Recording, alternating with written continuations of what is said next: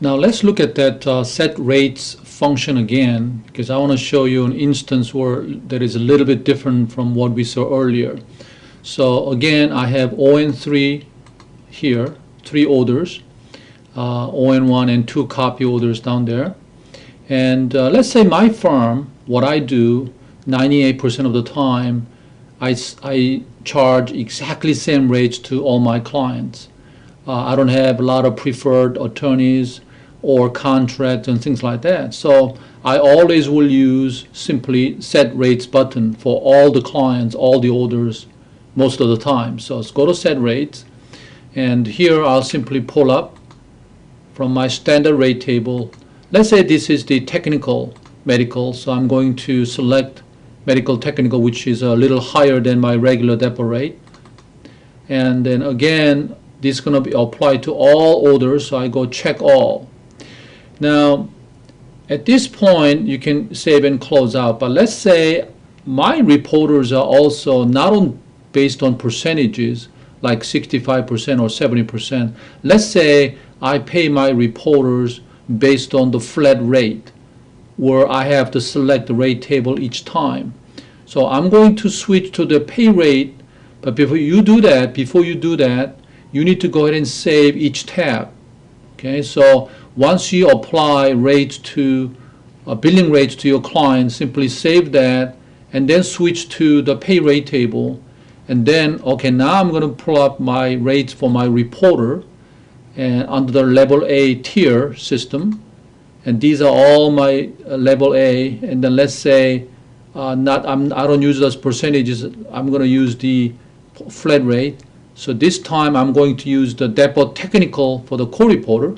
Double click on that, and then again check all, so that reporter will get paid that rate for from all these 3 orders, and then save and close out of that.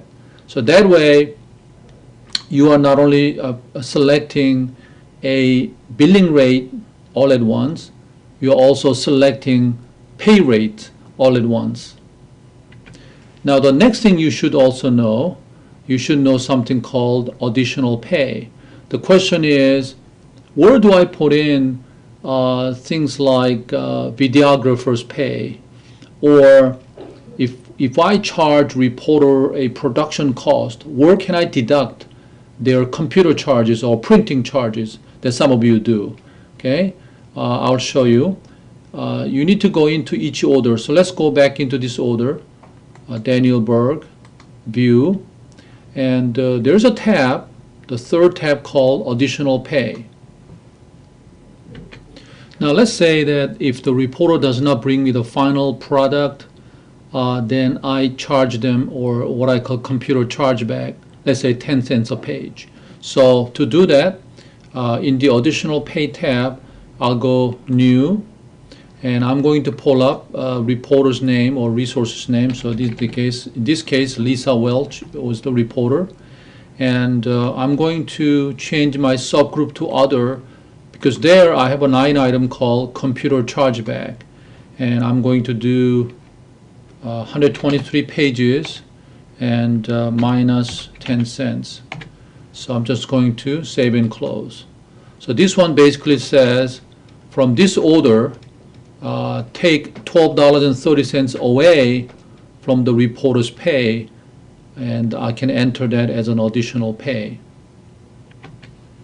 Now another example can be that you outsourced the video job to a company, and you wanted to pay them from this order, because you just got the invoice, it's just lump sum amount. So you can actually enter that kind of a pay also here. So you go to new, and this time my resource is ABC video company, and you can simply just switch the videographer, and simply go 1 unit of, I want to pay them $375. Okay? You save and close. So you can enter as many additional pays in this screen. You can either take away money from the reporter, or you can just pay additional resources such as a videographer, transcriber, note reader, proofreader. interpreter, and so on and so forth.